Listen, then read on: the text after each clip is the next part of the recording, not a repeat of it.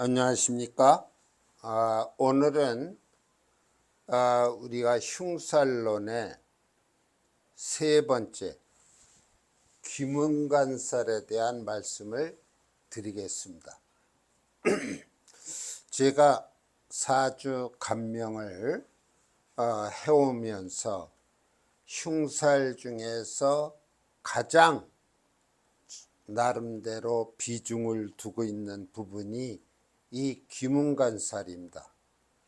아마 이 귀문관살이 없더라도 현대인들은 정신적으로 많은 피로감과 다시 말하면 스트레스 또는 대인관계에서 오는 어떤 분노, 이러한 감정의 문제가 잘 조절되지 않아서 남들로부터 좀 이상하다라는 말을 듣는 경우들이 많이 있습니다.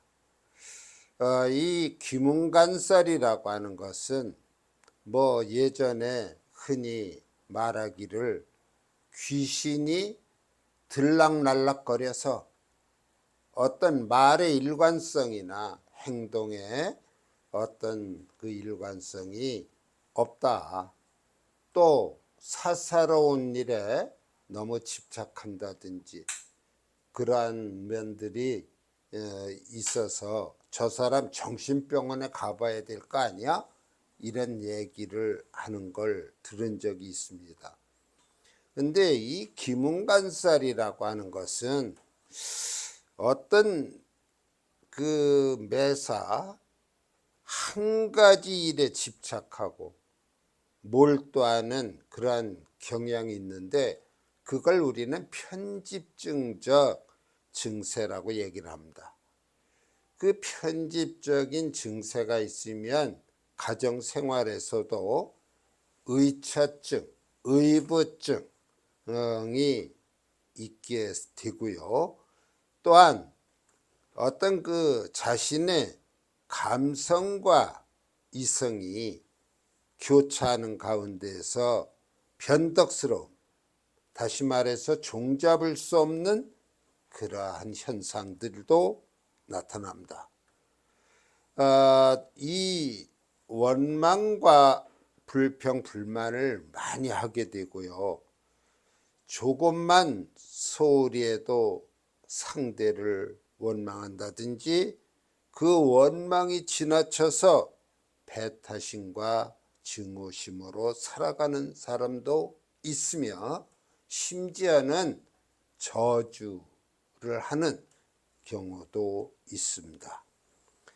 대화가 잘 통하지 않습니다. 설명을 해도 안 되고 그저 자신의 일방적인 그런 생각에 사로잡히다가 폭력이라고 하는 형태로 폭발하기도 합니다. 매사를 정신적인 그런 반복 현상이 일어나서 상대를 피곤하게 하고요. 대수롭지 않은 일을 가지고도 사람들을 들볶아요. 이러한 귀문관살의 현상에 사로잡히면 심하면 정신착란, 공황장애, 조현병, 그러한 극단적인 상황에까지 이르기도 합니다. 자, 이러한 귀문관살은 제가 6가지 종류로 구분을 했습니다.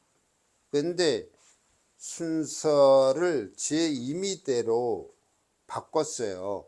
여러분들이 암기하기 쉽게끔 하기 위해서 진해에 사는 자유미인이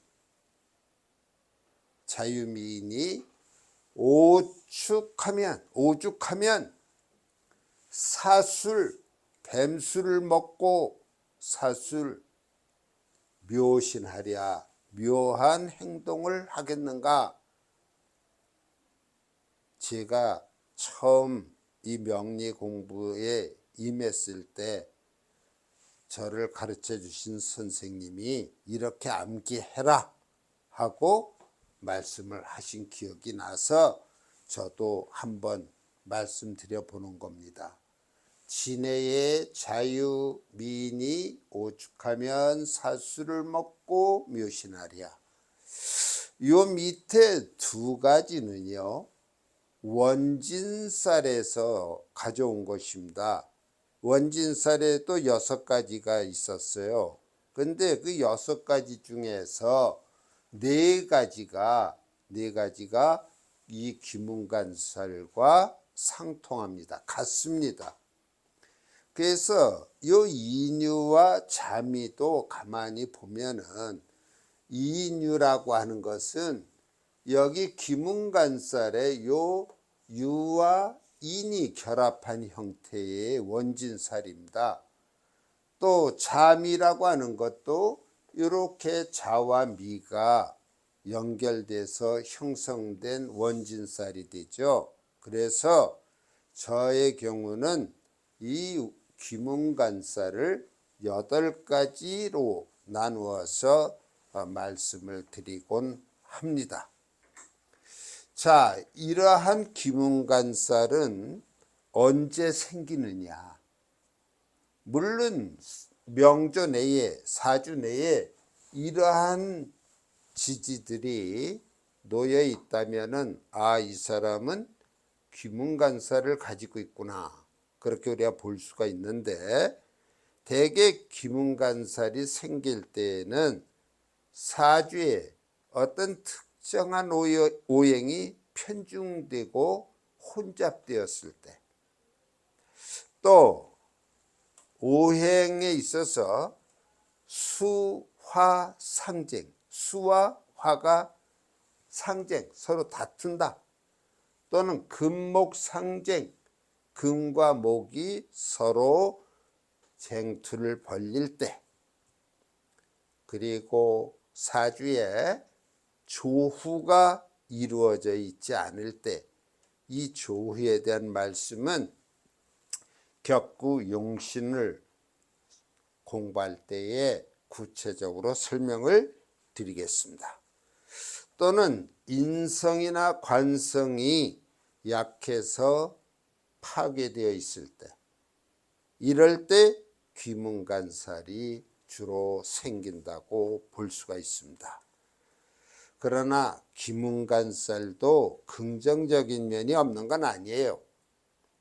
대개 이 귀문관살은 머리가 좋은 사람에게 더 생깁니다. 다시 말하면 두 마음이 공존하기도 하고요.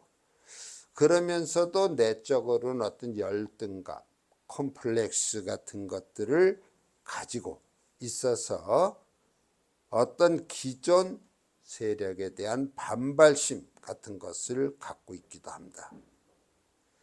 귀문관살이 있게 되면 가정에서도 부부가 이혼을 하지 않으면 아주 원수처럼 지내는 경우도 있습니다. 하루아침에 좋아지거나 그렇지를 못합니다. 이 귀문관살은 또 해고적이기도 해요. 과거에 집착한다는 얘기죠. 또한 이 귀문관살은 우리가 아무리 의술이 발달한 요즘이라고 하더라도 병원에 가면은 아무런 이상이 나타나질 않습니다. 사실은 이런 귀문관살이 있을 땐 정신과에 가서 상담을 통해서 자신의 마음을 다스릴 수도 있겠습니다만, 아마 우리 이 명리 사주 상담에 있어서는 이 귀문관살이 있을 때 그 당사자에게 그런 예민한 어떤 성정을 누그러뜨릴 수 있는 그런 방법을 지시해 주어야 할 것입니다. 자, 여기에 우리가 6가지의 귀문간살이 있는데 대개 옛날 저서에 보면은 다 귀신들의 장난인 것처럼 설명을 해놓고 있습니다. 뭐 그 귀신이라는 동자신도 있고 늙은이 귀신도 있고 장군 귀신, 도화살 귀신, 처녀 귀신, 애 낳다가 죽은 귀신, 그러한 뭐 귀신의 종류도 많이 있어요. 좀 여담으로 말씀드리면 가끔 가다가 상담하러 오신 분들이 정말 귀신이 있습니까? 라고 묻기도 합니다. 근데 저는 무속인은 아니지 않습니까? 그래서 저는 그런 대답을 해요. 어떤 종교가 됐든 이러한 귀신이니 길신 흉신이니 길신이니 할 때 그것은 귀신이 있다고 생각하는 사람한테는 있는 거예요. 그것을 남들이 귀신이 없다고 하는 사람이 설득시킬 수 있는 방법은 없습니다. 또 어떤 사람은 귀신은 없다라고 생각하면 없는 것이겠죠. 그 의미를 아마 확대시켜 나가면은 조상신에서부터 종교의 어떤 그 절대자에 이르기까지 확산이 되겠습니다만, 있다고 하는 사람은 있는 것이고 없다고 보는 사람은 없는 것이다. 굉장히 어떤 현문 우답에 해당이 되는 것 같습니다만, 저의 경우는 명리 공부를 통해서 귀신을 논하지는 않습니다. 그런 어떤 이런 귀문간살이 있을 때 이것이 그런 어떤 흉한 귀신들에 의해서 일어나는 것이라고 한다면 그 치유 방법은 제가 볼 때 종교 생활을 하는 것이 좋겠다 하는 생각이 듭니다. 그 종교 생활을 해서 마음의 안정을 취하는 것, 그것이 좋은데 자칫하면 맹신자가 된다는 것, 그것도 또 유의를 하셔야 합니다. 그 맹신자가 되어버리면 그것 또한 일상생활에 대인관계에 많은 지장을 초래한다.